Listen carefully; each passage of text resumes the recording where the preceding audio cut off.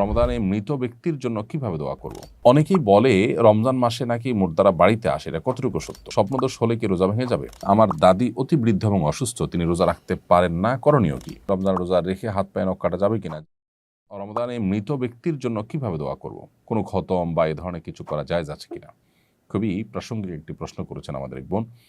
রমজানে মৃত ব্যক্তির জন্য আমরা দোয়া করতে চাই, বিশেষ করে রমজান উপলক্ষে আমাদের মৃত মা বাবা তাদের পক্ষ থেকে, আমাদের প্রিয়জনদের পক্ষ থেকে কিছু করার তাগাদা আমরা অনুভব করি। এক্ষেত্রে দোয়ার ক্ষেত্রে যেটি হবে যে আমরা নিজেরা আল্লাহর কাছে তাদের হয়ে তাদের জন্য মাগফিরাত কামনা করব, দুহাত তুলে দোয়া করব, চোখের পানি ফেলবো, অন্যদেরকে দিয়ে দোয়া করাবো বা অন্যদের কাছে দোয়া চাইবো তাদের জন্য, এটি হতে পারে। দ্বিতীয়ত, তাদের তরফ থেকে আমরা দান সাদাকা করব। মৃত ব্যক্তির জন্য যে সমস্ত বিষয়গুলো করা যায়, তাদের পক্ষ থেকে উমরা করা যায়, হজ করা যায়, দান সাদাকা করা যায়, কোনো ব্যক্তিকে আপনার খাদ্য দেওয়া যায়, আল্লাহর কাছে দোয়া করা যায়। অনেকগুলো আমাদের মতে আপনি কোরআন কারীমের তেলাওয়াত পড়ে যদি বলেন যে আল্লাহ এর সবটা আমি তাকে দিতে চাই, সেটা অনেকের মতে দেওয়া যায়। এই যে ব্যাপারগুলো যেগুলো মৃত ব্যক্তির তরফ থেকে করা যায়, সেগুলো আপনি করবেন। এর বাইরে খতম করার একটা প্রচলন আমাদের সমাজে আছে যে রমজান উপলক্ষে আমাদের মৃত ব্যক্তির তরফ থেকে খতম করায়। আসলে লোকজন ভাড়া এনে টাকা পয়সা দিয়ে খতম করালে সওয়াব তো হবেই না, বরং গুনাহ হবে। কারণ খতম কোরআন কারীম তেলাওয়াত পড়ে শেষ করা বা তেলাওয়াত করা এটা একটা ইবাদত, এটার বিনিময় দেওয়া এবং নেওয়া জায়েজ নাই, বিধায় এটা চলবে না। হ্যাঁ, আপনারা পরিবারের সদস্যরা কেউ কোনো অংশ তেলাওয়াত করলেন, করে এটার সওয়াব যেন আল্লাহ তাকে দেন সেই হিসাবে আপনি নিয়ত করলেন, বাস এটা হতে পারে। এবং আপনারা নিজেরা ভাগযোগ করে নিলেন, পুরো 30 পারা কোরআন নিজেরা ভাই বোন বা আত্মীয়স্বজনরা ভাগ করে নিলেন এবং সবাই যে যেটুকু পড়লেন এটার সব যেন আল্লাহ তাআলা তাকে পৌঁছে দেন, সেজন্য দোয়া করি। এটা হতে পারে অনেক ইমামদের মতে, সেটির সুযোগ রয়েছে। রমজান রোজা রেখে হাত পায়ে নখ কাটা যাবে কিনা? জি ভাই, রমজান রোজা রেখে হাত পায়ে নখ কাটা যাবে, চুল কাটা যাবে, কোনো অসুবিধা নেই। আপনি সরিষার তেল অথবা অন্য কোনো প্রসাধনী, হালাল প্রসাধনী ইত্যাদি মাখতেও পারবেন, কোনো অসুবিধা নেই, এতে রোজা ভঙ্গ হবে না। আতর ব্যবহার করতে পারবেন, মেসওয়াক করতে পারবেন, এর ফলে রোজা ভঙ্গ হবে না। দিনের বেলা ঘুমানোর পরে স্বপ্নদোষ হলে কি রোজা ভেঙে যাবে? রোজাদার ব্যক্তি দিনের বেলা যদি তিনি ঘুমিয়ে পড়েন এবং দিনের বেলা যদি তার স্বপ্নদোষ হয়, তাহলে এর ফলে তার সিয়াম ভঙ্গ হবে না, তার রোজা ভঙ্গ হবে না, কারণ এটা তার হাতে নয়। তবে ইচ্ছাকৃত বীর্যপাত ঘটালে সেটি অবশ্যই রোজা ভঙ্গের কারণ হবে, স্ত্রী সহবাস করলে রোজা ভঙ্গের কারণ হবে, সেটি বলাই বাহুল্য। কিন্তু স্বপ্নদোষ হলে যদি বীর্যপাত হয়ও, তার ফলে তার রোজা ভাঙবে না, তবে গোসল ফরজ হবে, সেই হিসাবে তিনি গোসল করে নামাজ আদায় করবেন। ডায়াবেটিস পরীক্ষার সময় সামান্য রক্ত বের করা হয়, রোজা অবস্থায় ডায়াবেটিস পরীক্ষা করা যাবে কি না? ভাই আমিনুল ইসলাম, ডায়াবেটিস পরীক্ষার সময় সামান্য যে সুইয়ের অগ্রভাগে যে পরিমাণ পানি থাকে, ওই পরিমাণ রক্ত যে বের হয়, এর ফলশ্রুতিতে আপনার অজুও ভঙ্গ হবে না, যদি এটা গড়িয়ে পড়ার মতো অতটুকু না হয়। আর যদি বড় এক ফোঁটা হয়, যেটা আসলে গড়িয়ে পড়ার মতো হয়, তাহলে সেক্ষেত্রে রোজা ভঙ্গ হবে।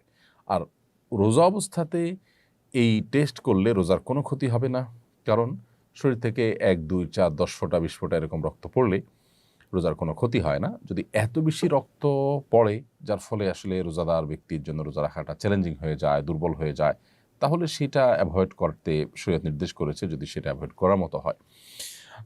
তবে আপনার 1 ফোঁটা 2 ফোঁটা রক্ত আপনি নিলেন, অথবা 1 সিরিঞ্জ রক্তই নিলেন বা 2-4 সিরিঞ্জ রক্ত নিলেন, যেটা আপনি ব্লাড টেস্ট ইত্যাদি করার জন্য, সেক্ষেত্রে এর কারণে রোজার কোনো ক্ষতি হবে না, রোজা রেখে এগুলো করা যাবে ইনশাআল্লাহ তাআলা। আমার দাদি অতি বৃদ্ধ এবং অসুস্থ, তিনি রোজা রাখতে পারেন না, করণীয় কি? বোন আমেনা, আপনার দাদি যিনি অতি বৃদ্ধ এবং বয়সাধিক্যের কারণে তিনি রোজা রাখতে পারেন না, এবং এরকম ব্যক্তি সুস্থ হয়ে আবার কখন রোজাগুলো রাখবেন সেই সম্ভাবনা একেবারেই ক্ষীণ, নেই বললেই চলে। এরকম ব্যক্তিদের জন্য শরিয়ার বিধান হলো ফিদিয়া দেওয়া।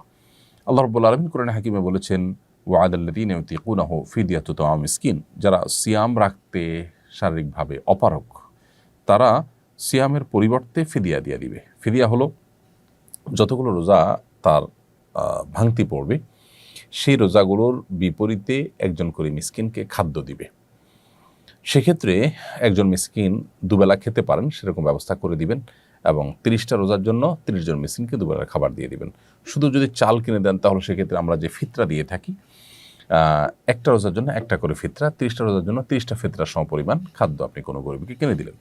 আনুমানিক 1.5 কেজি করে চাল যদি আপনি প্রত্যেক রোজার জন্য দেন, তাহলে 30টা রোজার জন্য 45 কেজি করে চাল আপনি একটা ফ্যামিলিকে কিনে দিলেন অথবা কয়েকজনকে কিনে ভাগ করে দিলেন, তাতে ইনশাআল্লাহ বিদিনল্লাহ আপনার দায় মুক্ত হয়ে যাবেন। অজু করে নামাজ পড়ার পর অনেক সময় দেখি আমার দাঁতের খাবারের ক্ষুদ্র কণা আটকে আছে, এটি কি আমার নামাজ হবে? বোন রামিসা, আপনি অজু করার পর যদি ক্ষুদ্র কণা আপনার দাঁতে লেগে থাকে এবং সেটা এতটাই ক্ষুদ্র যে একটা চনাবুট এর চাইতেও ছোট ক্ষুদ্র, তাহলে এর কারণে আপনার রোজার কোনো অসুবিধা নেই, যদি এটা পেটেও চলে যায়। আর যদি আটকে থাকে আর আপনি এটা বের করে ফেলে দেন, তাহলে তো কোনো অসুবিধাই নেই, সাইজ যাই হোক না কেন। অনেকেই বলে রমজান মাসে নাকি মুর্দারা বাড়িতে আসে, এটা কতটুকু সত্য? রমজান মাসে মুর্দারা বাড়িতে আসে মর্মে যে কথা প্রচলিত আছে আমাদের সমাজে, সেটা একেবারেই ভুল এবং ভ্রান্ত কথা, এর কোনো বাস্তবতা নেই, নিছকই মন গড়া কথা। বিধায় এখান থেকে আমরা যথাসম্ভব মন গড়া কথা থেকে আমরা বিরত থাকার চেষ্টা করব। এরপরে প্রশ্ন হলো, রোজা অবস্থায় ইনসুলিন গ্রহণ করা যাবে কি না?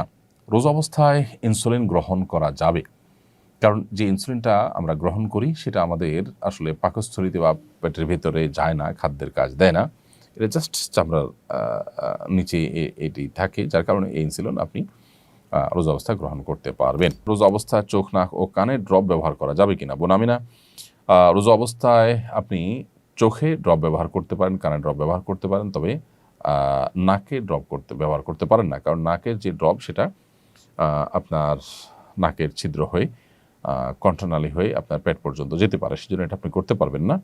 আর চোখ এবং কানের ড্রপ এটা আপনি ব্যবহার করতে পারবেন, কারণ বিশুদ্ধ মত অনুযায়ী, গবেষণা অনুযায়ী চোখ এবং কানে যে ড্রপ ব্যবহার করা হয়ে থাকে সেটা আমাদের পেটে যাওয়ার সম্ভাবনা একেবারেই ক্ষীণ।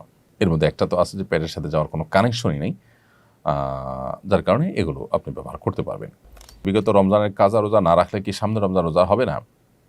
বোন খাদিজা, এমন কোনো কথা নেই যে বিগত রমজানের কাজা রোজা না রাখলে রমজান রোজা হবে না। রমজান রোজা আপনি রেখে ফেলবেন এবং রমজানের পরপরই বিগত রমজানের যে কাজা রোজাগুলো রয়েছে সেগুলো দ্রুততার সাথে আপনি রেখে ফেলবেন।